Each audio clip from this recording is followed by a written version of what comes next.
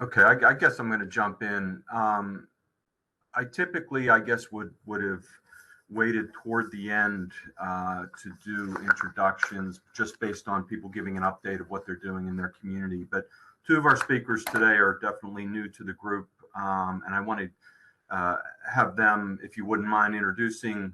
But we'll go around the room and introduce them last. But our speakers, not being familiar with who the audience is, give them a little perspective on who it is they're speaking with. So, Alexandra, would you start us off? Sure. I'm Alexandra Sokolic with Washington County Transportation Authority. I'm the outreach and marketing coordinator for the public transportation system. Caleb. Hey guys, I met you guys at the last TDM forum. That was my first one, but I'm the TDM coordinator here at Southwestern Pennsylvania Commission. Thanks, Caleb. Daniel. Good morning, everyone. I'm Daniel Carpenter. I'm the Deputy Director for Westmoreland County Planning. Jason. Good morning, everybody. I'm Jason Theakston, Development Manager at Washington County Planning. Josh. Good morning, everyone. Joshua Spano, Manager of Transportation Operations and Safety Planning at SPC. Thank you. Thanks, Josh. Kim. Good morning, Kim Donnelly, Business Development Director, Westmoreland County Industrial Development Corporation. Thank you, Kim. Mavis. Good morning, everyone. Mavis Rainey. I'm the Executive Director of the Oakland Transportation and Management Association, and it's National Sandwich Day. Thanks, Mavis. Tom. Hi, everyone. I'm Tom Clavan. I'm the Manager of Transit Planning at SPC. I apologize for not going on camera, but I have a pretty swollen face and didn't want to show it to anybody. I'm kind of embarrassed. Be well, Tom. Get well, please. Thank you. Thanks, everybody. And let the speakers introduce themselves as we get into their presentations. But two of them, Chris Leswing is from the other side of the state. He's a Pennsylvania guy, but over by Philly. And Ernie, new to us, or not new to the city, new to us in this capacity as TDM coordinator for the city. And Chris Sandvig, who we all know and have great respect for, and are looking forward to hearing about Mobilify. We've all been introduced to it at some level, I'm sure, and the work that he's doing, the work that he has been doing in our realm over these last years. But let me introduce Chris Sandvig, the founder, executive director of Mobilify Southwestern Pennsylvania. Thanks, Chris. Thanks, Anthony, and thanks for giving me an opportunity to briefly go through what Mobilify is about. And I know many of you on here have seen me, in some cases for many years, and have heard this before. For others, this is new, so I'm really excited to share with you what we're doing here. Anthony, do I have screen sharing capabilities right now? I can give them to you. Okay.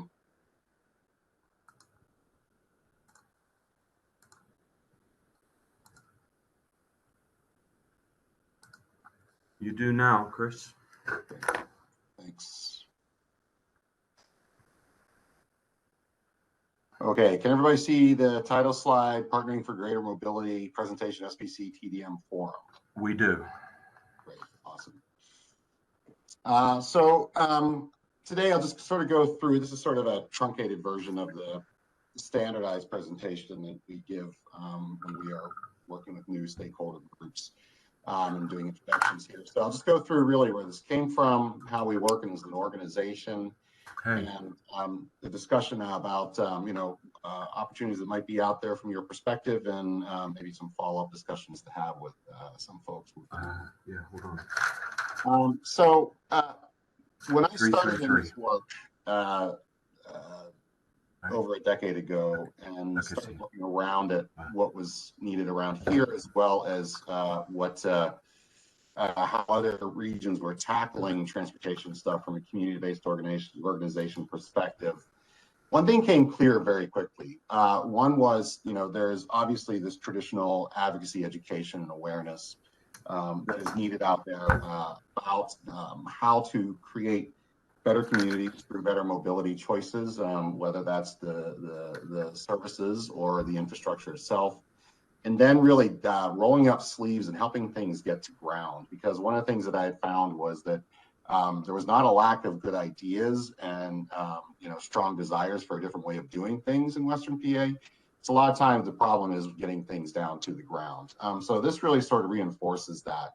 Many of us that are here, many that I've interacted with through SPC's forums within the city, elsewhere within the regions, we understand this sort of connectivity here between a comprehensive vision, stabilizing and reforming existing funding, pursuing new money, but also making sure the communities that we are trying to help out, especially in our more urban environments, are a little more mixed use.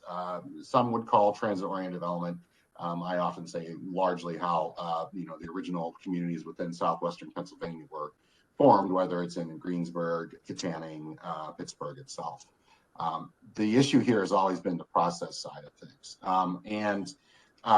We often talk among ourselves, I think, about how, for example, an overpass over a set of railroad tracks, the abutments may be owned by the railroad, the deck is owned by the municipality, the street that's on top of the deck might actually be owned by PennDOT. Who knows, really, in some of these cases, and how that really can hold things back sometimes without there being concerted voices to push things forward. The issues of fragmentation within governments, as well as technology and what it's doing to the services that we provide, the perceptions of those services, and who that technology is leading behind, either through the technology itself or the cannibalization of legacy systems. The fact that there's really been no steward, I think, to push a shared agenda forward. This is no dig at SPC in any single way at all. One of the things that I have learned and come to appreciate working with my friends within the MPO is that what is really missing in a lot of things is that advocacy and sort of holding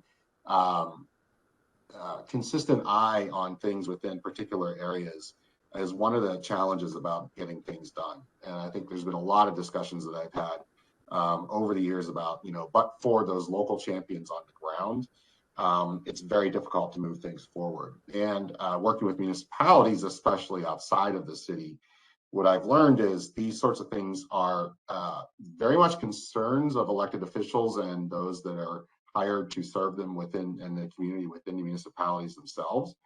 But it's not something that raises very often to the level of existential threat to the operation of the municipality itself, which in many cases means that it often gets pushed to a different level, or coordination between municipalities also is not something that is, not desired. In fact, I would say the opposite.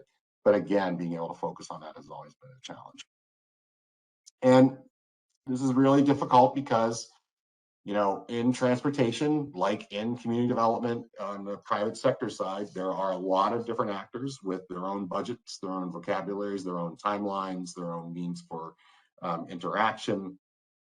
And navigating that oftentimes is extremely challenging that I've found.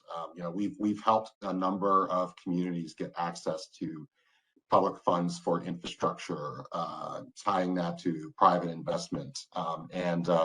It's particularly when we're dealing at more the community level, understanding how to navigate this has always been a challenge. I often find it interesting, and I've said this myself before to many others, is, a lot of folks in our region understand a lot about private development, the incentive sources that are out there, and spend a lot of energy on either supporting or fighting against certain types of private investment. Yet the transportation system, which is almost 100% funded by us as taxpayers, is the thing that is often left to others within their communities for one reason or another. When we start to think about how we pull things together, I often like to put this up because when we think about this from a because I come out of community development myself, when we think about this from the structural side, everything from local governments and community advocates to the right are things that are dealt with whenever I was at Pittsburgh Community Reinvestment Group or our CDC members, and everything that's MPOs and transit agencies to the left are things that are not fully understood or are things that cannot be focused on because of what's happening to the right of that. And this is really to say that it takes more than a village, I think, to really merge these discussions about what we want to see in terms of our development and the transportation systems, plural, that are needed to make that type of development succeed. So historically, this has been how this is operated, and understand that I'm talking about more at a level beyond a neighborhood, beyond a city, in terms of the interaction between government and the private sector. The piece that has often been missing on this, though, at that level has been community in a concerted way. And I'm not talking about necessarily any particular mode. What I'm talking about is how we are melding community priorities with transportation priorities in a more holistic way. And it's interesting because we have been doing this with sustainability, bicycles, recapturing our riverfronts for economic development and recreational opportunities. But in the transportation space, this is something that has been missing in Western PA for some time. And this is why this really matters, I think. These are points that I've been putting up and having discussions about for close to 7 years now. I think they're actually more salient today in the political climate that we are in than they were even then. The whole populist environment that we find ourselves in. We have seen a tremendous input of cash into the infrastructure world through IIJA and IRA, as well as new opening up of that money for other opportunities beyond the traditional, but not any sort of mandates to do something other than the traditional. It's much, it's more easily to solicit champions for these projects when we are working through sort of a community intermediary sort of relationship. And this is something that was identified in something you all may remember from quite some time back now, is that sort of River Life Task Force for Transportation. And this is really what Mobilify has been about, what we've seen in other regions and how they've brought people together in various degrees of education and stewardship and resource procurement in some cases, such as ballot measures in St. Louis and elsewhere. So this is where Mobilify comes in. So our mission is, and I won't read the slide to you all. I try not to do that because I know most people can read. But we really are here to engage communities in collaboration towards making better transportation systems. And what I often say to folks when they ask, what is it you're involved in? I came out of working initially on transit development and trying to get more of that going. And then, moving more into how transit systems are better serving communities and how we get to that point. What I say whenever I meet with folks is, what sort of community do people want to live in? What sort of opportunities does that community have? How are we ensuring that it is as equitable and inclusive as possible? And then what are the mobility systems that allow that to happen? So I often say that we are very much mode agnostic in most cases in the work that we have done. It's more about enabling modes other than a single occupancy vehicle to flourish rather than working on issues that are, I'll call them more traditional in the sense of lane additions, more highways and that sort of thing. Because we really do believe in that a multimodal transportation system is what complements and empowers communities. And so boosting those other modes is absolutely important. That may be through public infrastructure, that may be through example in a program we're working on with the Congress of Neighboring Communities and curriculum on transportation access that actually involves land use and revisiting municipal zoning ordinances and subdivision ordinances. So this is our framework. We take two approaches here. One is the advocacy, education, and awareness side, going back to what I've learned doing this work now for, I'll say some time, and how important that is to continue to sell that mission and that vision and that dream. And then on the other side is the technical assistance and stewardship. I often, sometimes sarcastically introduce myself as, professional loudmouth and cat herder as my titles here. And so really, in addition to, improving mobility access, one of the things that's extremely important for us, I think, in these discussions is, and it's gotten a little bit more complex as of late, is ensuring that funding is predictable, reliable, adequate for things we want to do with public transportation, walking and biking, and having the opportunity to raise funds at home for those priorities if we so desire, which is also something that we have seen as a national best practice in a lot of ways, and something coming back from the Railvolution conference, which is now known as Impact Mobility, is really all about. So focusing on these two here, educational technical capacity, government, industry, institutions, and community, and collaboration, this is how we really get this work done. Which is why I'm excited to be talking to you all today. And it works both ways here too, right? So Anthony was gracious enough to join me in presenting to the mobility action team of the Uptown Task Force about TDM, what this program is about Commute Info, which generated a lot of questions about the things that are available out there as we work through helping the Uptown Task Force work through what their transportation and infrastructure goals are for the next year, with TDM being a very big part of that. And so that's really where we come together on that. We focus on this in these three buckets below, as well as the regional vision that's out there and how we continue to put that in front of folks. Smart Moves Connections, Next Transit have been extremely forward thinking, I think, in terms, especially where we find ourselves today, being both pragmatic and aspirational, and particularly in the case of Smart Moves Connections, really, I think, taking an approach based in land use that has not been seen, at least in this region, when it comes to the mobility hubs and the corridors and that sort of approach. And how do we ensure that those visions and those things that so many of us have said we want to see continue to live on beyond a political cycle, beyond a leadership change within institutions, so that communities continue to push those things forward.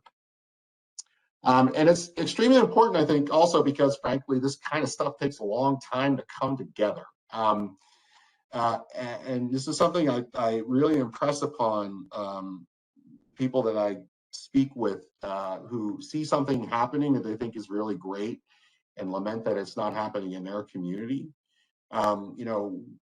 We do need to recognize and acknowledge that these things take time. And I have this timeline up here to sort of show, what we see as walking through a process in terms of the sort of stewardship side of things, not to discourage, but to help folks understand, whenever I do this presentation in other organizations, is that, now is the time to start, especially with what we've been seeing available at the federal level, on thinking of moving forward some really creative ideas. We can be much more expansive, for example, in how we use transportation alternative set-aside funds. CMAQ has some different opportunities for use than it had prior to IIJA. There's a program much like Reconnecting Communities, pilot program that is within the IRA. I think it's $5 billion altogether, split between community-based projects and municipal-based projects. But understanding what that is and getting to a place where we are funding ready or policy ready is really what Mobilify is all about, and helping those within the region moving in that direction to get there. And that includes a lot of things in, I would say, the transportation demand management space.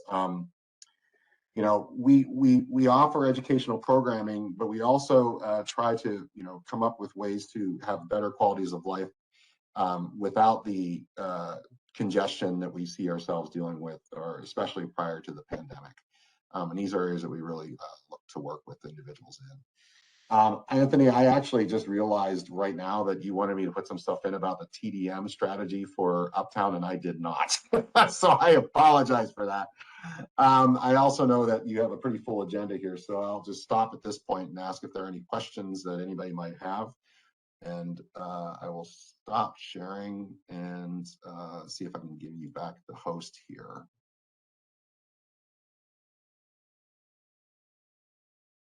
Hey, Chris, this is Mavis. If you could briefly just mention the TDM strategies for Uptown are absolutely connected to the completion of the Eco Innovation District Community Plan that was led by City Planning. A number of organizations, yourself certainly, were included in that. Just so folks kind of understand the collaborative effort that was made to kind of come up with some of the basic components, and then two, looking at what SPC has outlined regarding their TDM regional plan, how there's efforts to incorporate that into what can be utilized for Uptown as well. Yeah, so I'll touch on most of that, I think, Mavis. As Mavis had mentioned, the Eco Innovation District Plan, which I believe was actually completed in 2015, like end of 2015, was probably one of the most comprehensive neighborhood plans that we've seen in our region, and it really was not just about redevelopment. Not just about need for new public amenities, but it really got into how the Uptown West Oakland corridor becomes a sustainable, resilient place that is dealing with a lot of the environmental issues that we see. It ensures that residents can stay there as Uptown redevelops, and has the transportation choices that enable truly affordable living, truly sustainable living, mitigate the congestion and parking snarls that this neighborhood has seen for decades. Prior to the pandemic, it was often said that in the middle of the day, there were more cars in Uptown than there were humans, in some cases because of the institutions, in other cases because of folks doing the hide and ride thing and getting on the bus to go downtown or to Oakland. And so transportation demand management was a top priority within that plan, as well as a recommendation of some sort of a concerted effort to focus on those issues going forward.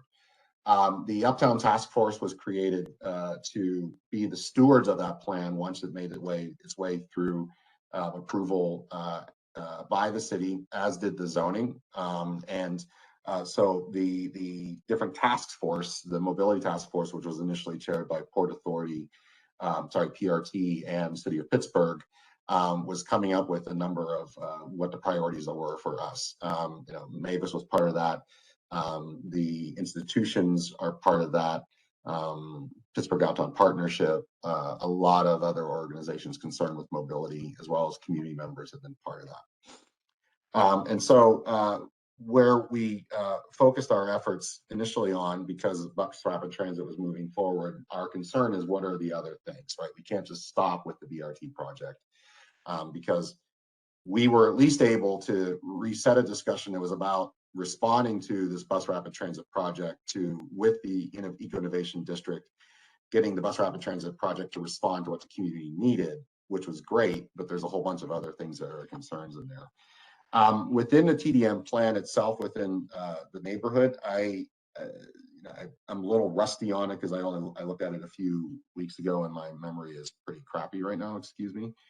But one of the things that was really encouraged in there, in addition to a concerted coordinator, is programs that really help deal with the number of vehicles that are coming into the neighborhood.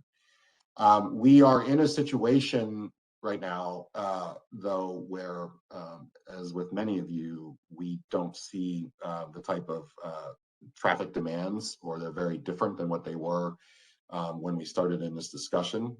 how it ties in with the regional TDM strategy that SBC has put together, that a number of us also were on the host committee with. That is the way that I look at it, and Anthony had reviewed it himself, and also came and presented to the task force. They actually fit together fairly well. A lot of the recommendations within the regional plan about education and awareness, coming up with incentive programs and measurements, are things that are within the recommendations. And the TDM study that I'm referring to with Uptown was actually done after the EID study was done. It actually was wrapped up at the end of last year.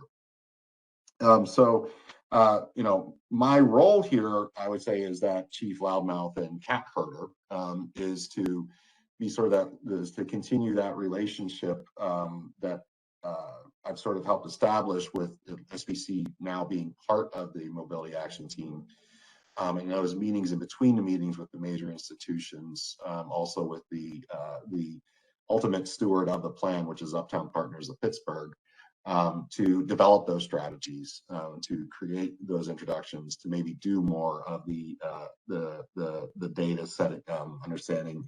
And really, I think there's a lot to work through over the next 6 months about what this really looks like in the world we're in today. I'm not sure I exactly answered your question, Mavis, but that's kind of how I see things at a 50,000 foot level right now. No, I think that's a great, because it does provide a lot of history. I also just wanted to make sure that there is a really good view of the collaboration and, the different entities, institutions, employers, that residents, community organizations, advocates, the MPO are working together in the city to address this. So thank you. Yeah, and I appreciate that. And I want to focus on that for a moment, because having been in a number of initiatives over the years now, whether that was resetting the conversation in Homewood around their TRID study and putting the community priorities first, and then flipping the script on, historically in a city, but for private development, we don't get public infrastructure dollars. And what we did there with the TAP program was we actually got infrastructure dollars in alignment with community priorities, to have better connections between the busway station and Faison Elementary. And then that was coordinated with a scatter site LIHTC deal they had going on.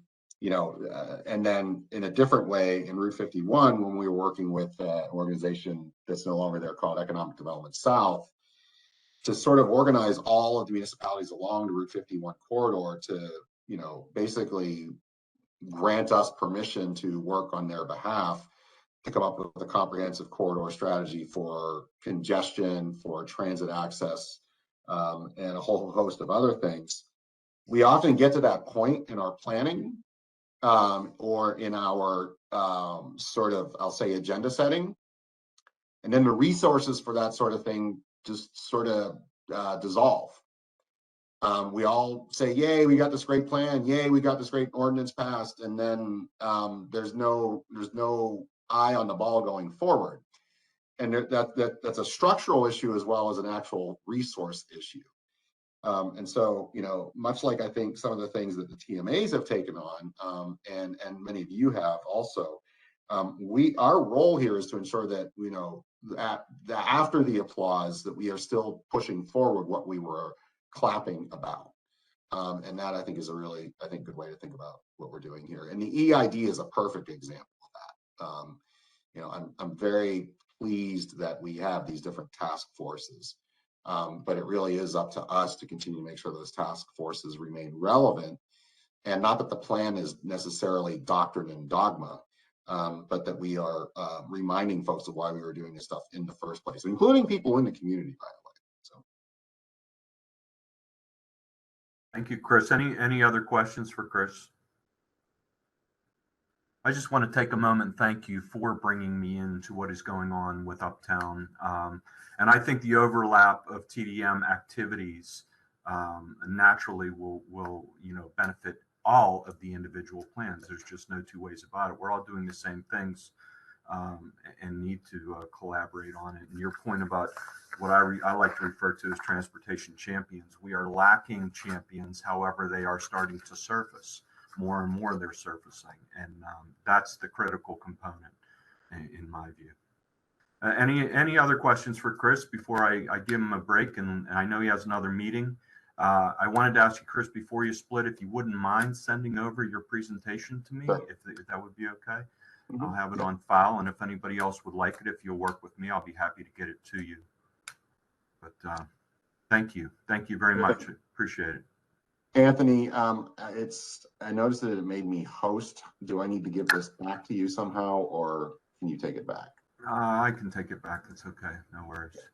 I don't want to like drop off and everybody else get hung up on it. It's entirely possible. We've had some challenges with the WebEx platform, but we're okay, I think, at the moment. Well, thanks. Really appreciate it. Looking forward to continued work with you. So next up, I want to introduce everybody to Chris Leswing. Chris is the Director of Building and Planning, the Township of Lower Merion in Ardmore, PA, over by Philly. And I had the privilege of hearing Chris's presentation that he's going to share with us today at a mobility summit that I went to in Harrisburg. There's been a lot of really good gatherings specific to TDM and the whole transportation network recently, and this was one of them. So with nothing more, I'll give you Chris Leswing. Great. Thank you, Anthony. Thanks for inviting me today. This is great. You probably need to make me a host if I'm going to share my presentation. Let me make you a host. As you know, Anthony was mentioning, we met a couple weeks ago out in Harrisburg at a mobility summit, which I thought was also a really beneficial gathering on transportation. My role is, and what I'm going to talk about today, is a municipal perspective. I'm a planning director of a municipality. I'm not with PennDOT. I'm not with the federal government. I'm not with the regional transportation agency.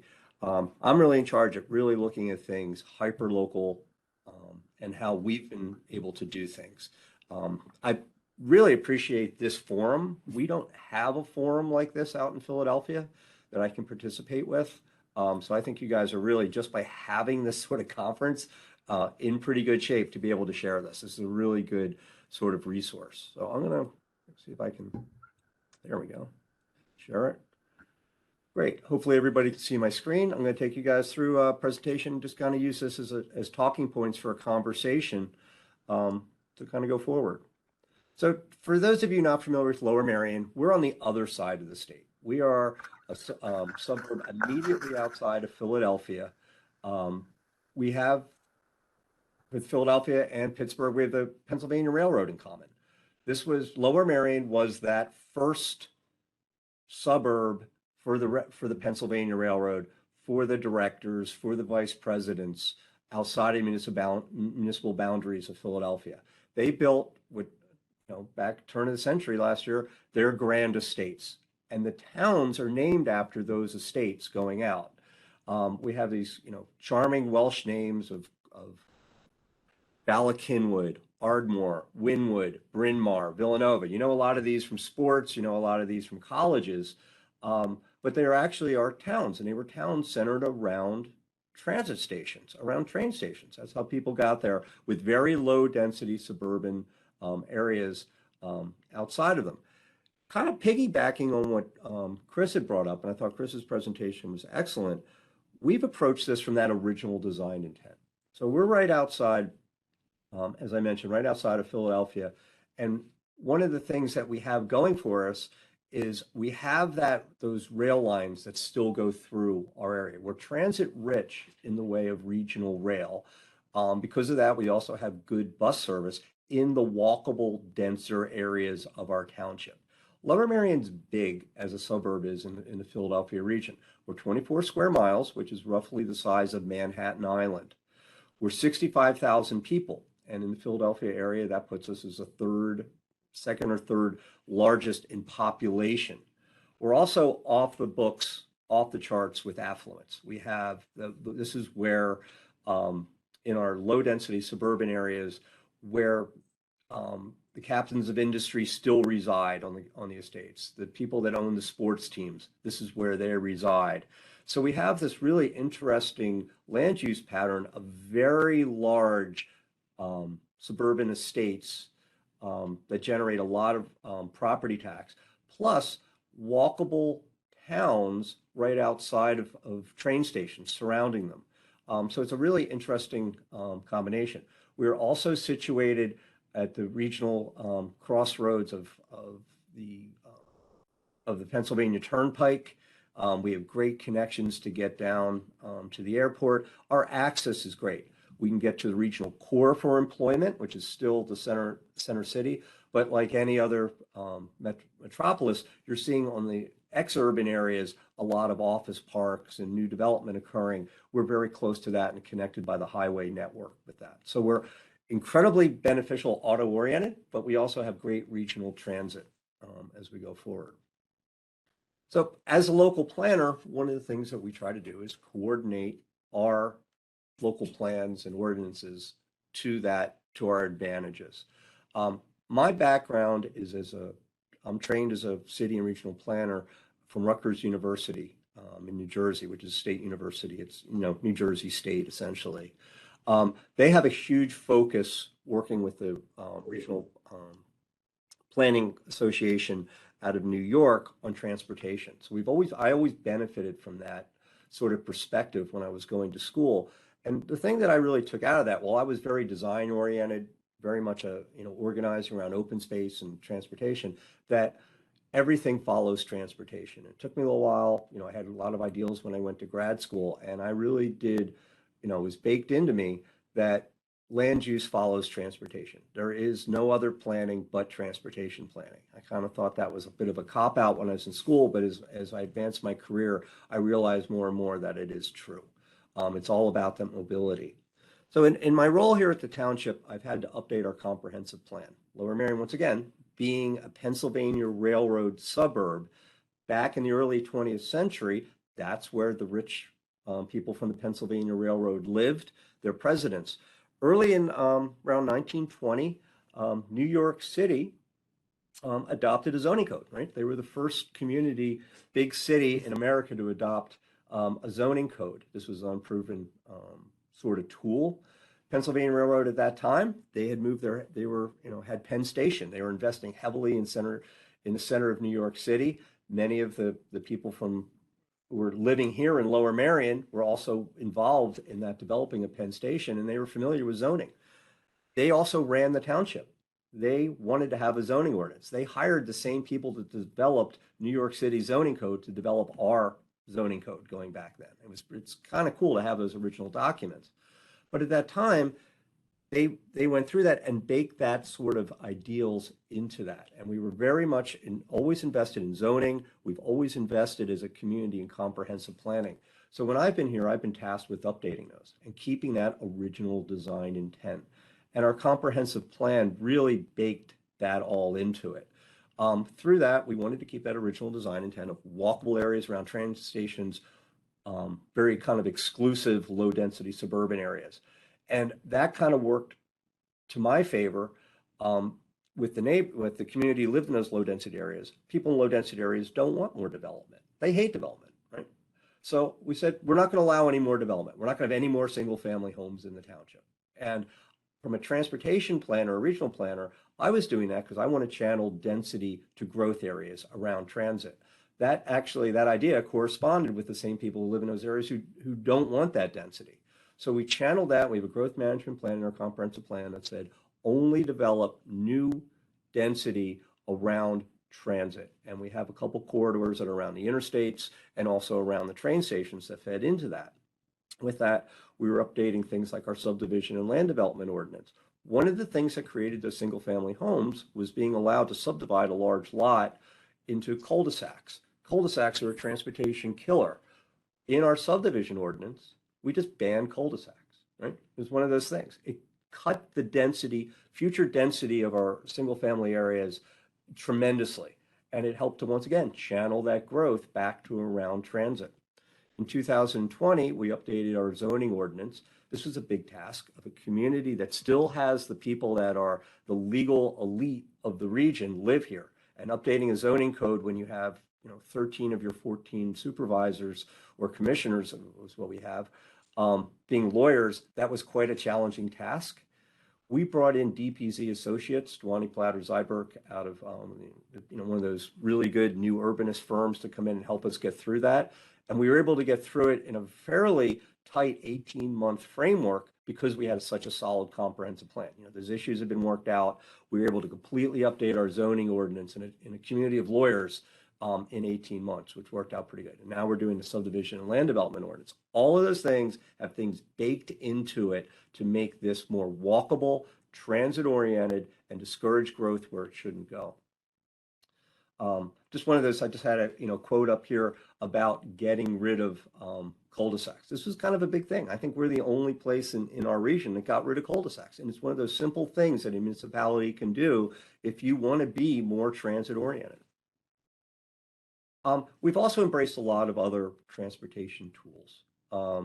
We looked at using Act 209 studies to create transportation service areas to capture investment from new development to reinvest it in those areas.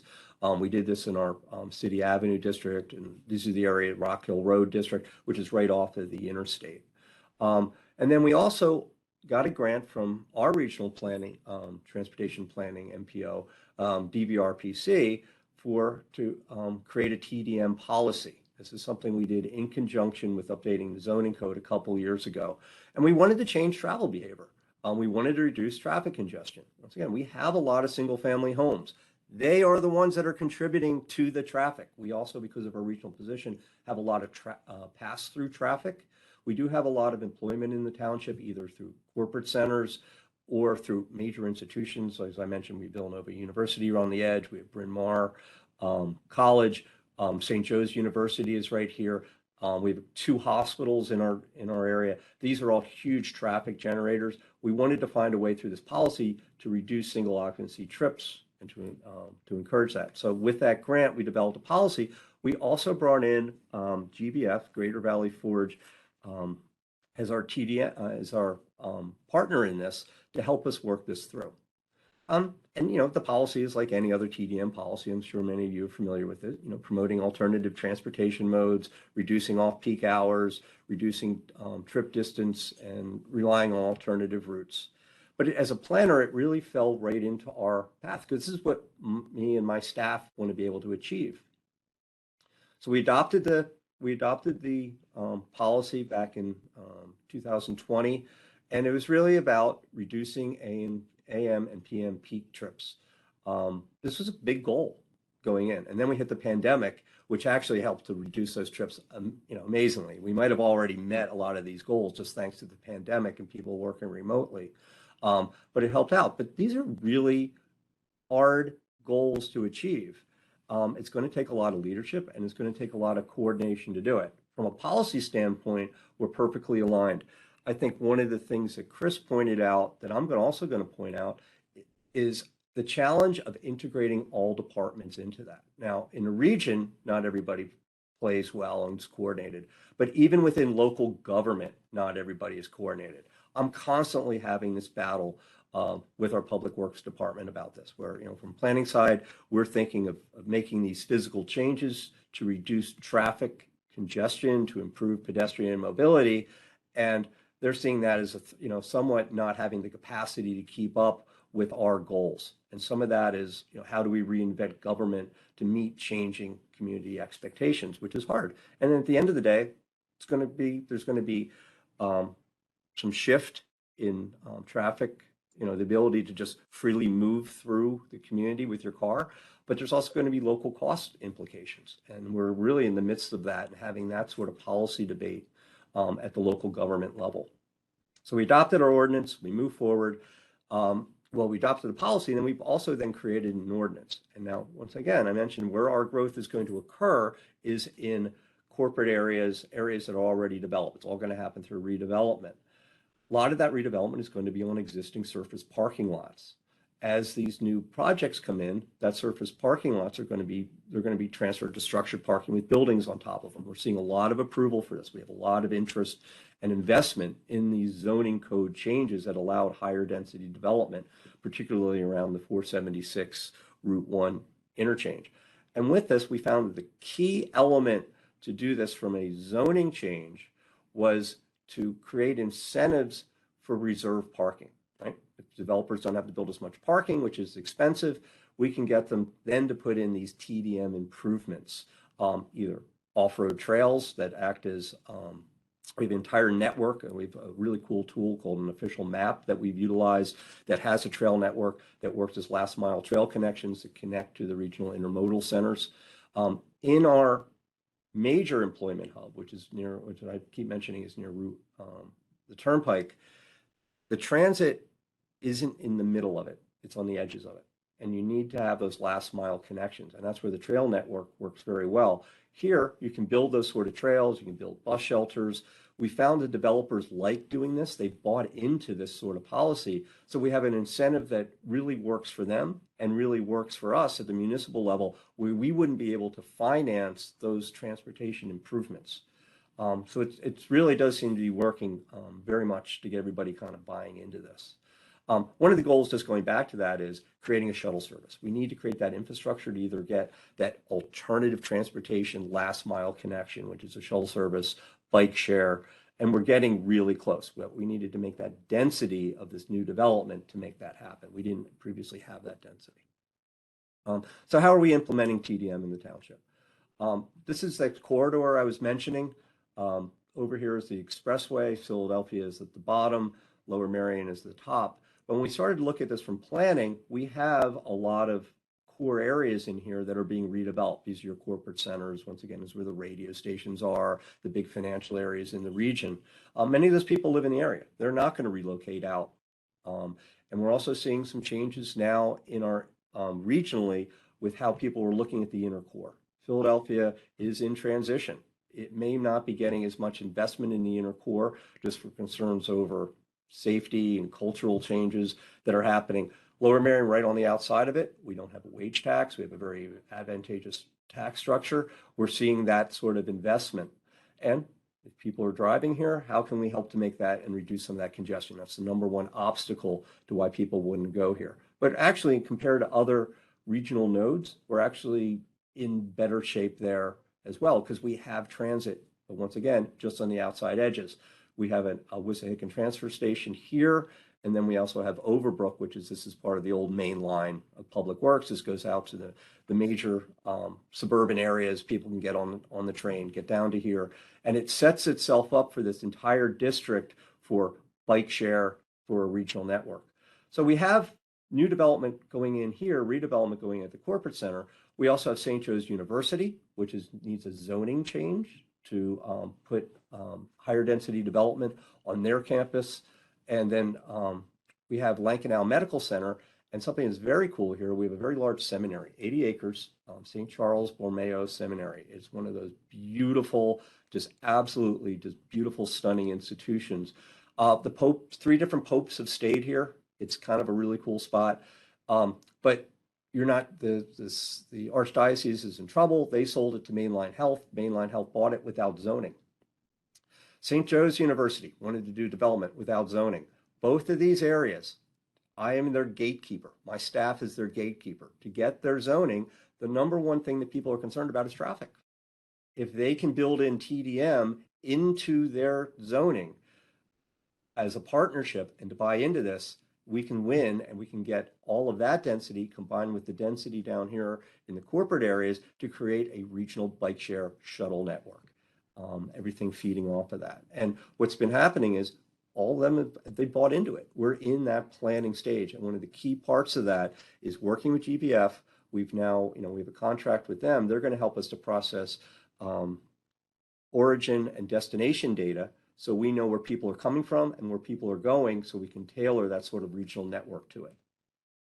And this is just some of the other things that we've done. This is, once again, this is that growth area that I've been mentioning.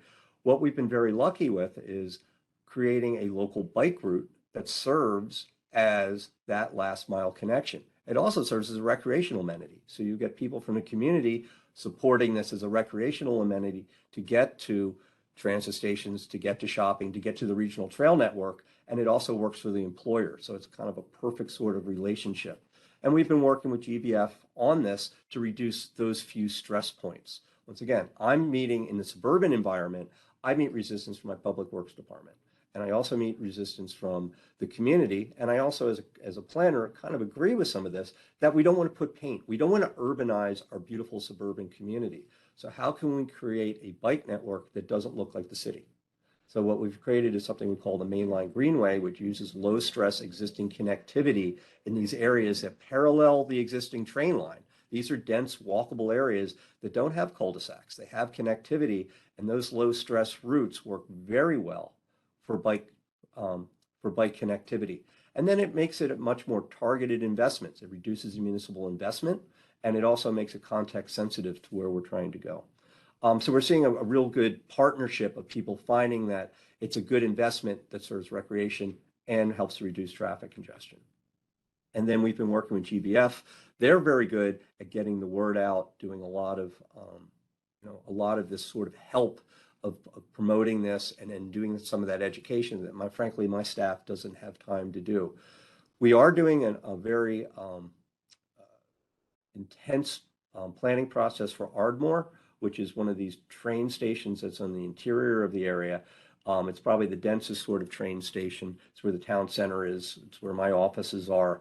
And around that area, we have Route 30, which is Lancaster Pike, that we have our Main Street on it, 4 lanes of traffic. How can we humanize that area? We've hired Kittleson Associates. Kittleson's a good transportation entity.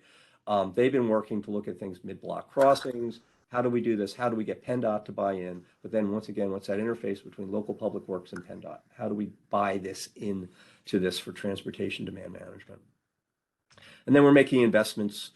We have a great partnership with SEPTA, which is our regional transit agency. They're going through a system-wide update where they're investing in intermodal centers, redoing the bus network, getting rid of some of the low density routes to suburban areas. That's going to affect us.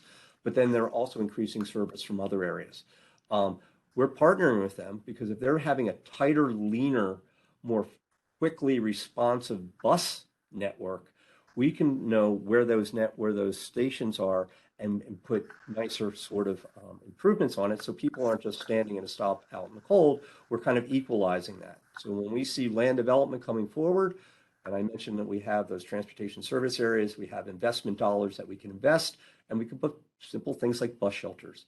And when people use these, they're more likely to take transit. It's just that kind of simple sort of improvement that we can get.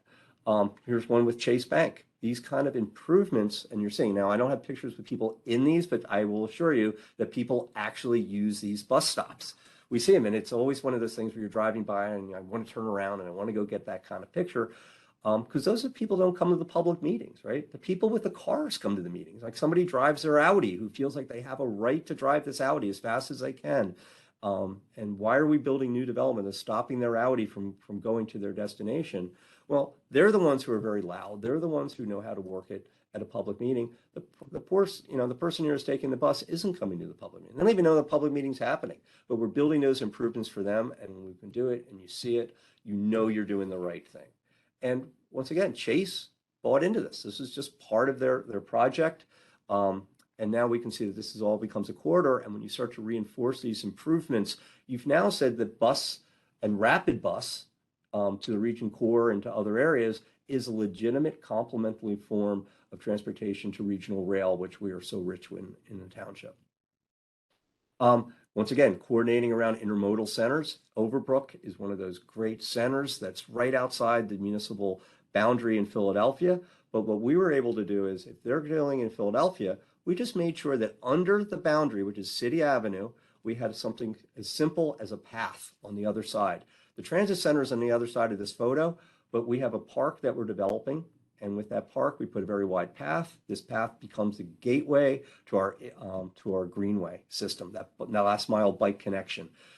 Tying that in with SEPTA on the other side of this pathway here that connects to the train station. This is also an express line, so you can get here very quickly from the suburbs. they're going to build an intermodal hub. They're going to build one of those transit mobility hubs. And that really helps us out tremendously. On the other side of this, once again, these paths connect under it. We're working with them to reactivate ramps on the other side. That'll connect to that Lankenau Hospital, St. Charles redevelopment area. So that makes it, everything's baked into that. And all those improvements are going to be paid for by Mainline Health. Whether they know it now or not, that's going to be baked into those approvals and part of that zoning. Once again, we're getting a lot of public support for this, doing a lot of community rides. These are people that don't work here, but they find that this transportation network also helps to improve their quality of life. We call it the Mainline Greenway because it is a beautiful greenway. We're not having to stripe roads.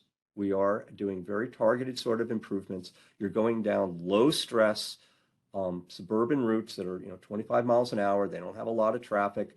People of all ages feel comfortable. On these rides, we get a lot of kids. You see there's a bucket here, and there's usually a couple kids in those buckets. You get a lot of moms, you get a lot of people who are 80 years old who feel comfortable riding it, right? They're the canaries in the coal mine. So it's actually good community planning. It's building community while it's solving some of those problems. And, it's kind of that Tom Sawyer painting the fence thing. It's good for everybody, and that's what we try to coordinate with this. And then with this, we're adding a lot of ways to connect to the regional trail network, and also we're getting a lot of great new development. The picture to the right was an old ironworks, much like Philadelphia had ironworks, like you have it out in Pittsburgh.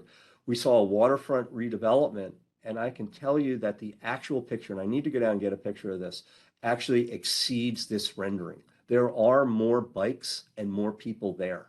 It's on. This developer bought into this. They built a hotel into the framework of this old ironworks, and it has one of the region's top, 5-star restaurants at the top of the hotel, and the ground floor has a cafe by the same sort of celebrity chef. It's on the regional trail network, and it has wonderful sort of amenities that are baked into it, and people can ride their bike there. And we're finding that being one of those really great connections. And what's right on the other side is the transfer station that connects to the city and back to the urban core. So those are kind of some of the things we're doing at the local level to try to make this work. But one of the things that we don't have is that we don't have that sort of regional cooperation, right? We don't have this. I'm sharing it with you. I wish I was sharing it at my local level as well. So I'm happy to answer any questions. Thanks for allowing me to kind of share that. Chris, thanks for an awesome presentation. And speaking of transportation champions, thank you. One point I wanted to make, you had referenced Greater Valley Forge a couple of times. For anybody that is unfamiliar in the meeting, they are one of the TMAs out in the area, but the local TMA. So, that partnership and the ability to work together, just terrific example. And I think you have probably, I know for a fact, you have increased the desire to hear you in our region by way of this presentation. If you look in the chat, there's an invitation for you. And I'll leave that to John Turek. You may have some questions, John, but one more thing, Chris, before I give it to the rest of the meeting, if you wouldn't mind emailing me your presentation, I would really appreciate that. But please, the floor is open for questions for Chris. Chris, this is Tom Clevan. One thing that I'm curious about, I know a little bit about it. I know some of the back end stuff, but putting together the funding puzzles, the funding, various pieces of the funding puzzles for some of these community projects. And you mentioned how you have very skillfully used the granting and zoning processes to the land use and zoning processes to sort of leverage, put pressure on the private developers. But I wonder, I know a little bit about the PennDOT, some of the PennDOTs in Lower Merion, especially the Ardmore area and stuff. I'm familiar with that project. And I know that, or at least I have a general feeling that leveraging federal funds in, SEPTA's ability to leverage federal funds, et cetera, brings, at least puts the opportunity for federal funds. But how important is that large local tax base that you talked about in the beginning, people all across the country, communities all across the country are jealous of that. How has that contributed to your ability to go out and get funding, the community's ability to go out and get funding for these projects? No, well, the key thing is we have staff, right? I'm a local municipality with planning staff. That's the key thing right there. We have time. We don't have to rely as much on regional partners. We can partner with people, but we can do a lot of that work ourselves. And there's one of my partners that's hopping in, Charlie Doyle is our assistant director for building and planning. Charlie was running the TMA up in Lehigh Valley when we grabbed him, right? Like he's a high round draft choice for this. So having Charlie, and then we also have a couple other really great planners on my staff who are regionally oriented, who know how to communicate with people, that I think is a big deal. And then the other piece is with the local tax base, we can leverage some of our own money when we have to. We choose not to. Once again, I mentioned this is a historically, a lot of the people who are running the community are fiscally conservative. They come from big business. They come from industry. They don't mind investing in high quality amenities, but they don't waste money. So we, as Lower Merion, we're one of those communities that, while I think I'm a very good planning director and I represent the community well, our finance director is the all-star, right? He's the guy you really want to talk to, how they can manage that budget and utilize new tools all the time. So that local tax base is vital in that way. So we can get our own matching funds. We never have an issue with matching funds. If we really want something, we can get it. And we have the staff. And I use a phrase I use a lot. Charlie and I, we're idea guys, right? And we're also people who know how to work a room, and we know how to communicate and bring people together. And that's where we complement our local community. Like, we're with type A people. We're with people who are doctors, lawyers. They're frankly smarter than we are. They're very good at that. But what we do is we have that sort of intelligence that can bring people together. So we don't compete with them. We create the ideas. And what they don't do, what the people we work for don't have the vision. They have the money. And there's never a shortage of money in our community or the ability to get it if we want. We work with people that have resources that are used to getting with what we want, but what they don't have is vision. So we create the vision and complement them there. So if we can come up and they get them to buy into it, we can find a way to get it done. I'm not by any means, I don't want to sound like I'm bragging about the fate of geography where we wound up and how the region just happened to put a lot of these larger estates in our community and the history of that. But for what that is, we're keeping that original design intent and making that work.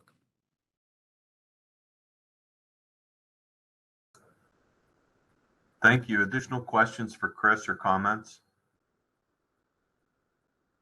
Chris, I wondered myself in the ordinance where you talk about the availability or the requirement, the necessity of easily accessible information, ready information specific to other modes and so forth around developments. Has there been any sort of,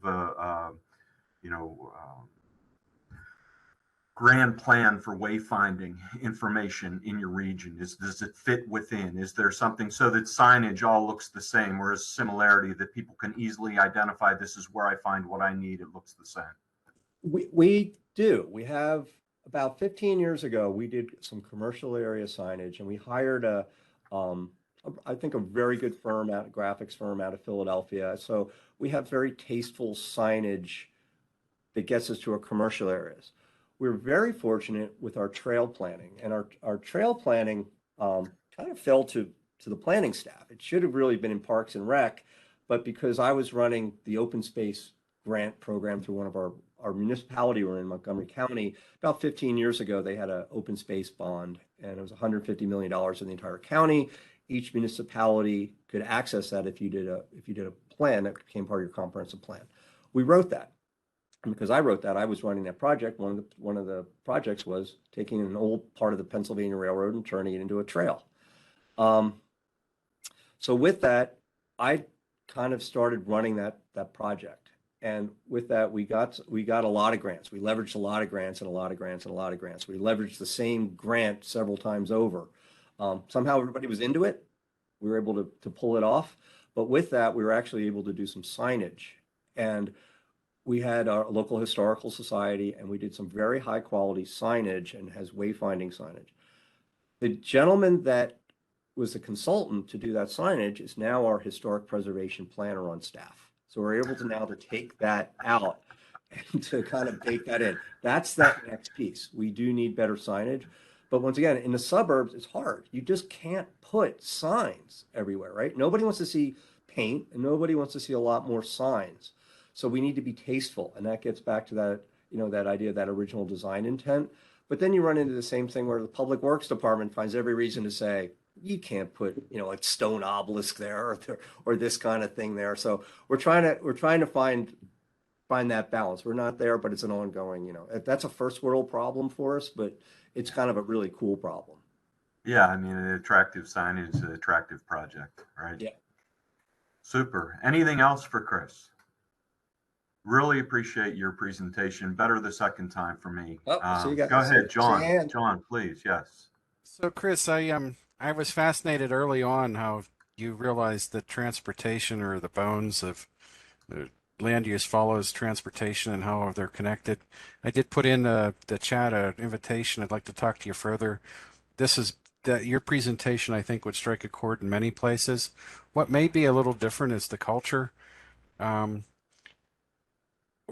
Here in Western PA, in our suburban places, there's still a love affair with cul-de-sacs. I wondered how you got past that in the East and, how we might do that in other places. I'm based in Westmoreland County. Many would like to see more traditional neighborhood developments, more connection between developments, and yet the population says, no, we like our cul-de-sacs. Did you face that much? And that's what I think might be an interesting topic for planners across the state if you're interested. Yeah, and John, I'd love to have just like do a round table on cul-de-sacs. I actually grew up at the end of a cul-de-sac. That's why I'm a planner, right? I grew up in one of the post-war 1960s development and end of a cul-de-sac behind a strip shopping center, a quarter mile from the New Jersey Turnpike. How could I not be a planner, right? And at my dinner table every night, with my dad, everybody would walk down the street and cut through our yard. And my dad would get up from the dinner table and have to go out and tell people they couldn't cut through our yard. It was just bad planning, right? And that just kind of stuck with me. We got rid of cul-de-sacs, not because people didn't like cul-de-sacs. We got rid of cul-de-sacs because people hate other people, right? They hate density, right? So if I use it not as a design piece that aligned with my goals, because I just think they're awful for, people, the same reasons people on this call think it's awful. But the way that we calculate density in a subdivision is if you can't put a cul-de-sac into a subdivision for the yield purposes of subdividing it, and you have to just have lots with frontage and through streets, it completely just guts the potential density of a subdivision. So I aligned my goals of better design with the community's goals of having less people, and they seem to work perfectly.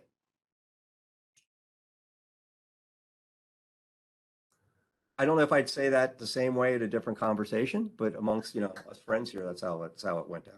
Yeah, I'd like to, our other Chris put his email in. I'd like to have yours to carry on this conversation, and sure. Maybe you can present for the planners of the state our next series. I would love it. And I would, and for anything, my son just moved to Pittsburgh. I am looking to come out. I'm looking for every excuse. I'm a huge fan of Pittsburgh. We were out, Charlie and I were out last year for the state planning conference. We had a great time. It's a beautiful city. We brought our bikes out. We'd love to be out. We'd like to get on the train and come on out. Well, I'd like for you to, there's Pittsburgh and there's the county surrounding Pittsburgh where, your comments would resonate or you'd find opposition, but we need to have the discussion, I think, if we're going to deal with transportation and transit and managing both. I hope you make a stop in Westmoreland County, and a couple of our Westmoreland County colleagues are here, Kim Donnelly and Dan Carpenter. Maybe we can do a joint thing where you speak to our municipalities of Pennsylvania, of Westmoreland County.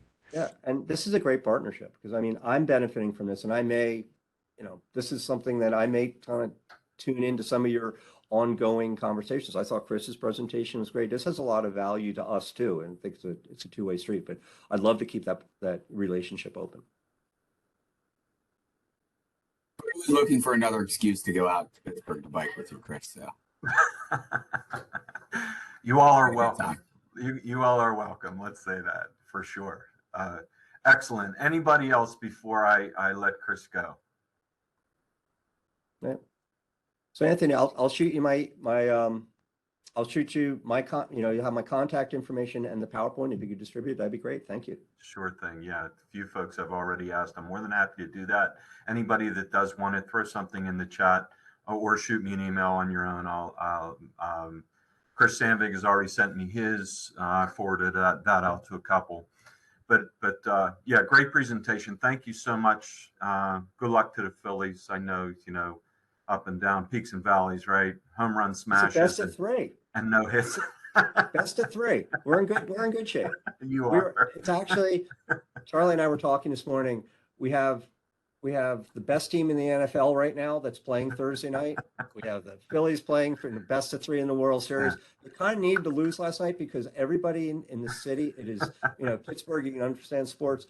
Our heads were about to explode. The tension the last couple of weeks of both football and baseball, it's never going to happen again. I mean, this is just highly unusual. We're enjoying it, but we needed to get grounded back to earth so we can get into, get through the weekend. A fun little wager between Chris and I on the Eagles-Steelers game. Unfortunately, I came up on the short end, but I still wanted him to speak today. Okay, we're gonna move on. Our next presenter, very excited to have him with us too. Transportation champions, right? And all that we do with respect to transportation demand management action plans, transportation demand management activities, period. A lot of folks are in that realm. Not a lot of folks, although this number is increasing, not a lot of folks hold the title of TDM coordinator or TDM whatever as for their title. But the fact that they do is exciting to me because that clearly sets the focus for that individual and what it is they're doing.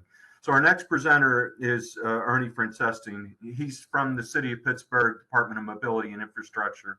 He is their new TDM coordinator. He's not new to the city. He's not new to city government, but he is new to this position. I've had the opportunity to sit down with him briefly, which was a terrific conversation because he brings great energy and he's clearly a bright guy. And I've asked him to come and introduce himself to the group and talk a little bit about the TDM plan the city is putting forward from the DOMI office. Ernie, please. Thank you, Anthony. I really appreciate you putting this together. Somebody else is on there. I'm doing all right. You got a couple of seconds here? Chris Sandvig, can you move? Yeah, so There you go. Thank you. Sorry about that, Ernie. Will you be, you need the screen? No problem. No, I don't have a fancy presentation. I'm just going to be given an overview and introduction for those of you who have not met me, and I'll be happy to answer any questions that anyone has. Also, I do just want to introduce myself. I'm with the Department of Mobility and Infrastructure as this position here, and I have been taking meetings with everyone from the local TMAs. I've met with Mavis, and after that is sort of expand our reach, my reach with the meetings and getting into different counties as well, because I think one thing that we're understanding is that a lot of the commute and folks who are coming into the city every day are not just from the city, but also from outside the city is obvious. So this is a great way to sort of put my face to the name and be able to introduce myself to some folks who are on our neighboring counties. And I would love to get individual meetings on the books and sort of talk about how we can connect services as well. So that's something that I'm really interested in doing sort of down the road here. I think that the first month has been setting our work plan forward and getting a good idea of what the goals are that we want to accomplish and building on all the great work that we've done recently. But I do think that sort of conversation outside of the Allegheny County line needs to happen as well. So that's something that I'm interested in doing. So as we move forward, folks on this call from neighboring counties can look forward to hearing from me. Hopefully it'll be a pleasant conversation for sure. I do want to just give a brief outline about one of our, some of what's in our work plan and what we are looking to do. I think some of the main goals that we've identified are getting some language into policy about new development for as it relates to TDM. So I think, I know this is a conversation that's been going on for a long time. And I think that hopefully having someone as a point person in this department can hopefully push some of these talks forward. I think, I've been, again, talking with folks in the city, but also from other municipalities across the country who have passed TDM legislation.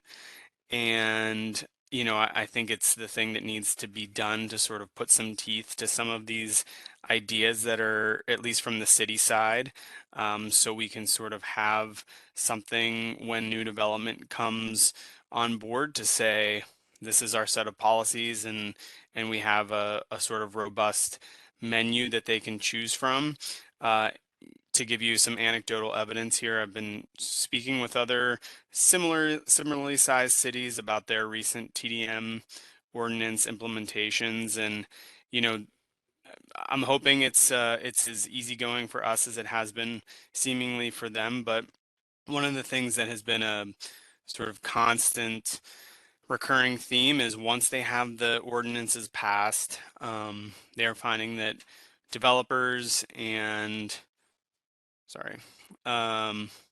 stakeholders in their communities, eds and meds, as we would be finding here in Pittsburgh, are more than happy to oblige by these ordinances. And some of them aren't even hitting the sort of bottom rung of what gets flipped to zoning for a review. So I'm optimistic from that standpoint that a lot of cities are seeing a lot of cooperation just from the onset of these policies.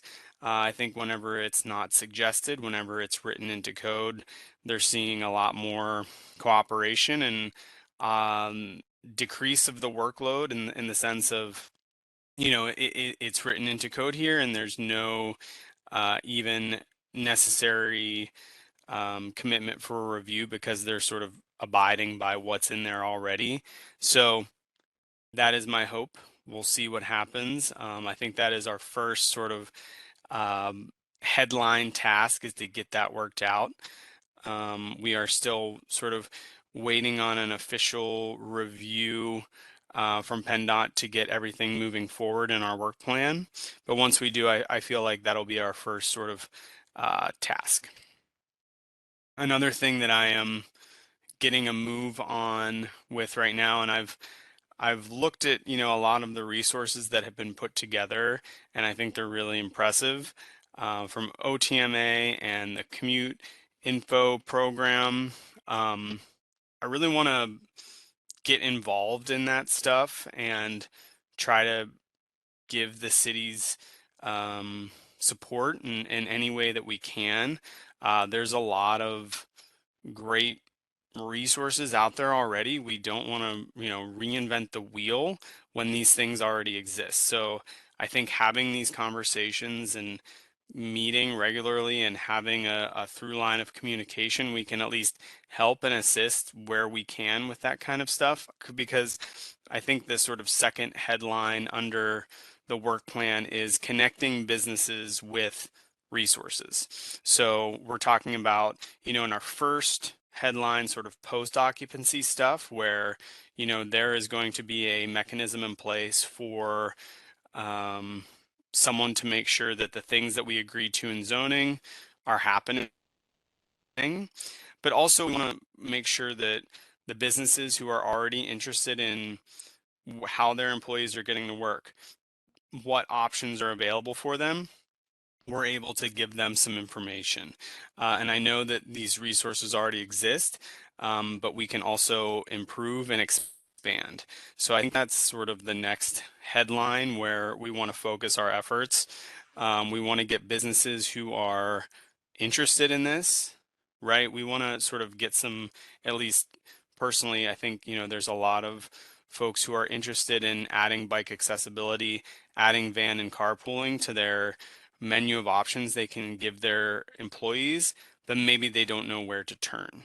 So we want to sort of exemplify and amplify the options that are already available. So I feel like that is sort of the second subheading of what we are going to be looking to do.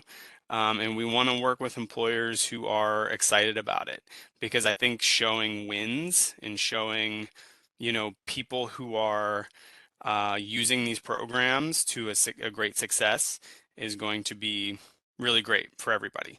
I think getting people who are on board and really excited about adding bike parking to their local business is going to be a really important facet of this.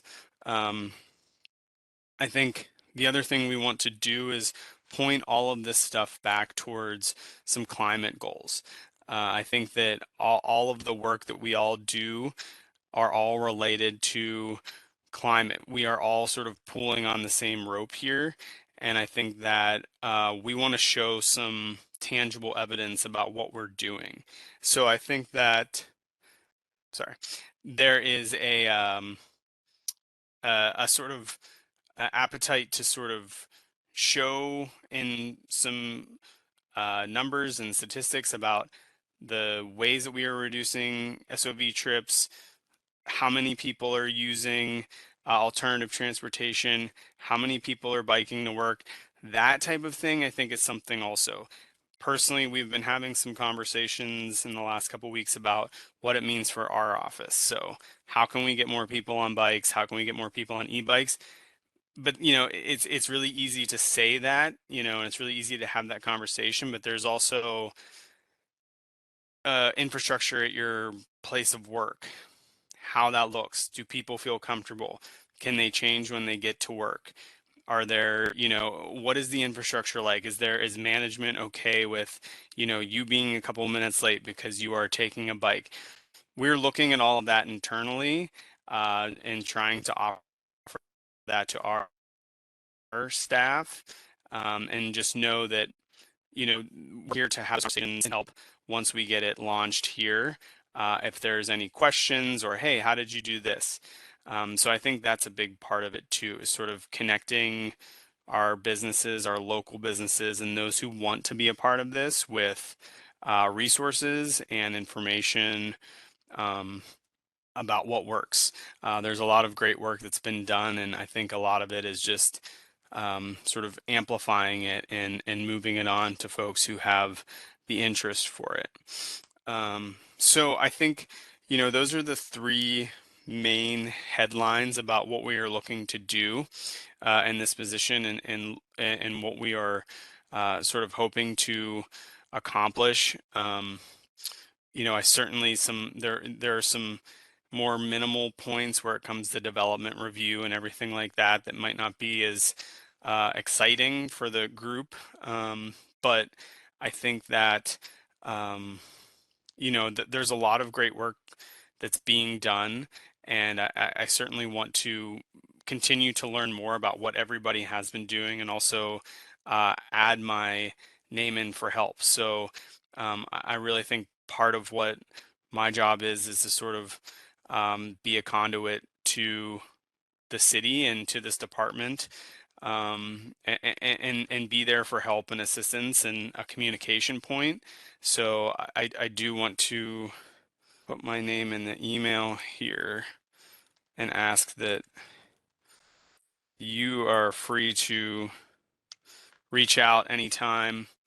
I would be happy to sit down for a chat and talk through ideas, things that have happened, programs you're working on. So I'm going to pause there and just say that if there are any questions or any ideas anybody has floating around, more than happy to sit down and talk through them right now. I'm gonna mute myself because I'm getting emails here. But thank you again to Anthony and SPC for putting this on and letting me introduce myself. I hope I didn't ramble on too long there. No, you were terrific, Ernie, and it's good and it is exciting to have you on board. I know this position is a long time in the making for Domi, and it's nice that it has come to fruition. You have a couple of connections in chat to get in touch with people.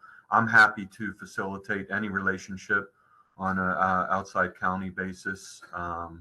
But anybody have any questions for Ernie?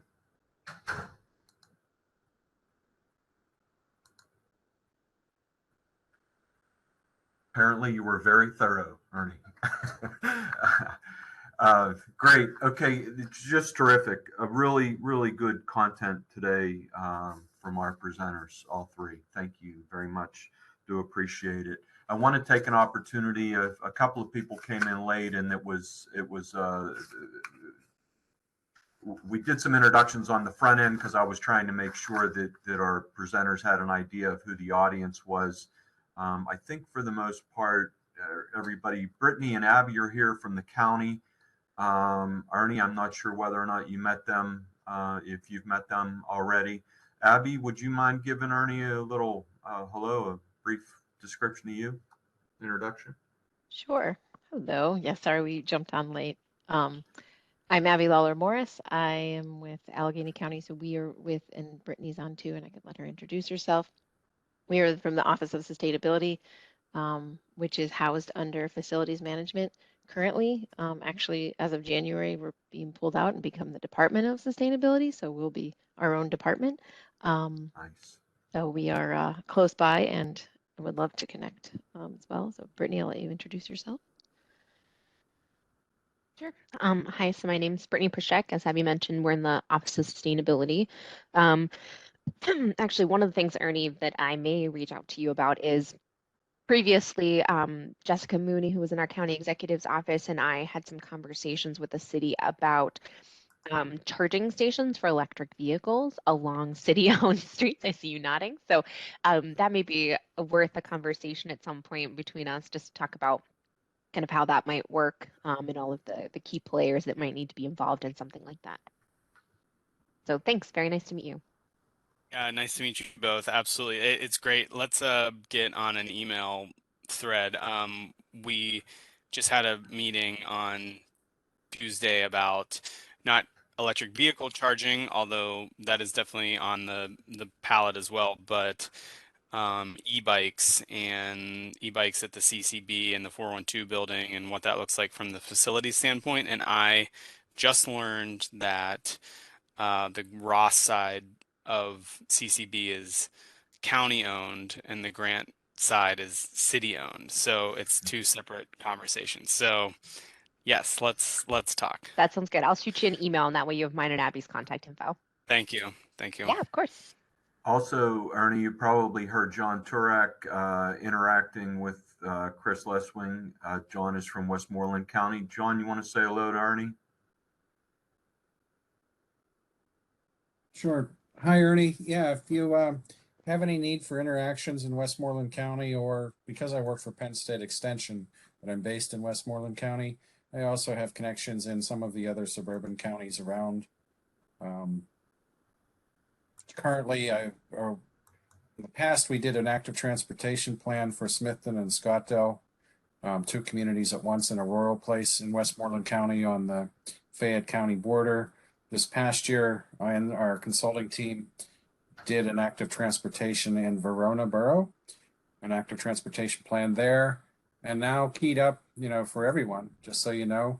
I think it's public information now, so I can say it. We're going to be doing an active transportation plan for the borough of Delmar in Westmoreland County, and also one in Washington County for the city of Monongahela. So kind of developed a specialty in active transportation centered around community development. So that's who I am. If you see any reason to partner, my links are in the chat.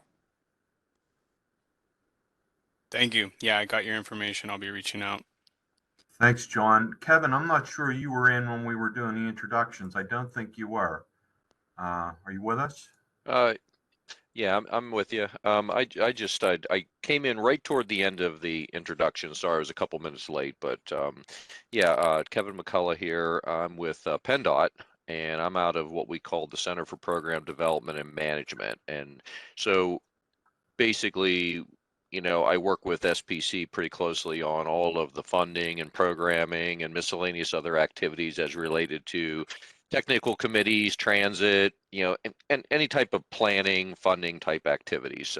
So I just like to listen in for information because I don't, we're very obviously highway bridge heavy and some transit thrown in, of course, but I'm always looking to, just keep up on the latest with regards to everything going on with TDM and, those various aspects, and obviously, I try to keep up on the IIJA bill stuff with any kind of reauthorization and from a funding perspective and all the new programs that are coming on board. So again, just trying to just keep up to date on everything that's going on. So, and these discussions are really good for me because I get a chance to kind of listen in on some of the local stuff and some of the state of the art stuff that's going on and some of the thoughts and processes that are happening, more, I'll call it the working level than I normally get to listen in on. So I appreciate the invite to listen in and continue my education in the TDM arena. Thanks, Kevin. Yep. I want to take an opportunity to Charlie. We got a little bit of a, if you're still with us from Lower Marion, we got a little bit of a, and perhaps not. I might have just lost them. It's Charlie Doyle here from Lower Marion Township, planner working under Chris Leswing. I'm the assistant director for building and planning here. Focused mostly on planning, but I don't know how much Chris delved into kind of the work that we do here, but we do have both our building and together. And it provides, a really great context. This is my first experience working at the local level. My previous work has been at county, and most recently at Lehigh Valley's MPO. So I've got, kind of that context of what the MPO looks for, and kind of encourage Chris to kind of reach out, because for so long working at that larger scale, we often try to implement these things, but, fall short of finding the communities that are willing to kind of greet us with open arms. And so that was, it's been a pleasure working here because of that. Thank you. I appreciate your perspective, and the opportunity to see and take a look through that different lens is oftentimes totally illuminating. Yeah, John, you have a question. Yeah, for Charlie. I see Chris dropped off, but I'd really like to have your contact information to reach out to both of you. My email's in the chat. Please send me an email or put yours in if you don't. If you don't want to put it in. Both mine and Chris is in there. Great, thank you. Super. Yeah, we're certainly happy to work with everybody here, because it's really nice to kind of meet in this capacity, which we don't necessarily do as much as I thought with DVRPC. So, and it's also nice to see within the state what's going on outside of our area. Always happy to work with as a partner.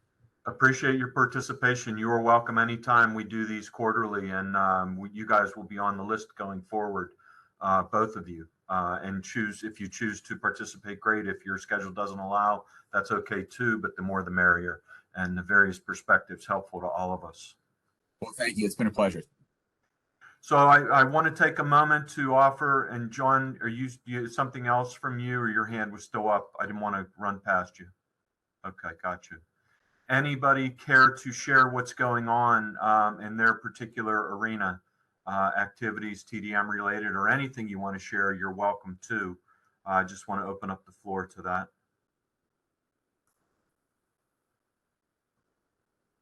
Okay. Well, go ahead. Hey, I mentioned we're going to be doing an active transportation plan in Delmont. Yes. It's focused on Delmont Borough and the Heritage Trail that's nearby. Yes. But just looking into the crystal ball, there could be a whole lot of potential transit things where there's some available land nearby. if anyone would like to get more engaged with that process and provide input, because of where Delmont sits at the intersection of Route 22 and 66, I'd really like to have, some wider feedback on how we kind of get a handle on the transit issues of folks that are attempting to get from suburban and rural Westmoreland County into the city to their employment each day. It feels like there's an opportunity here that we're doing an active transportation plan focused on Delmont, but it could have regional implications. So please stay involved, and especially when we think about transit and regional transportation issues. So we're about fortunate. park and rides and that sort of thing. So just wanted to put that out there. Yeah, I apologize for stepping on you while you were talking, John. Fortunate to have Tom with us, Tom Clavan, our manager of transit. So and Caleb and I would be more than happy to participate as well. Love that area, love the Heritage Trail, all that's going on out there. Yeah, just to note, John, that Delmont does appear in the Smart Moves Connections analysis. Off the top of my head, I'm not exactly sure which typology it is, but if I had to guess, it's probably a crossroads.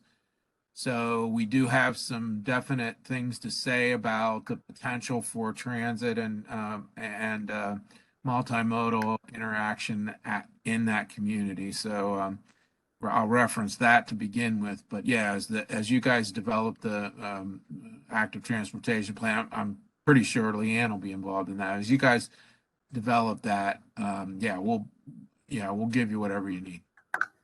That's great. And Anna Marie Stakowitz is the local, citizen activist that's been the driving force behind the plan. She was attending earlier in this meeting. She had to go to another one. I encourage you to, cultivate that relationship, because often we don't have anything happen unless there's a local champion for it. Totally appreciate that. Did see her name and was unfamiliar with her and had hoped to get an introduction from her for us. But thank you. Yes. So Hey, nobody. Anthony, this is Mavis. Yes, Mavis, please. I just dropped something in the chat just as a, one of the things that we were really excited to be able to introduce is an updated, more, I think, user-friendly, interactive, multimodal resources map that Excellent. now includes locations of public transit, the mobility hubs that have been introduced by the city, bike share, or POGO, as they're now being called, public parking, but also now bike racks and bike share locations. So we're pretty excited. It's pretty comprehensive. And again, user-friendly, and we're excited to introduce another commuter resource. I put the link in the chat. No, that's terrific. Thank you so much. Appreciate that. And perhaps we can just throw a link on our site in order to pick that up for folks that are already with us to make it a little more convenient. Okay, so I guess we're going to get a little bit of time back in your day. It was a great meeting. Thank you all for your participation, giving us your time and attention this morning. Our next meeting is scheduled for February the 9th of 23. I'm sure there's going to be a lot of activity between now and then, and hopefully we'll all be collaborating on all things TDM during that period. I did want to ask, I should have asked on the front end of the meeting, and I'm guessing nobody had any issues with the notes from the previous meeting that were sent out on the invitation. Therefore, we can finalize them and put them in the file. I don't hear any objection. Great. That sounds great. So anyway, with next meeting, February 9th of 2023. Thank you all once again, and have a great day and a great weekend.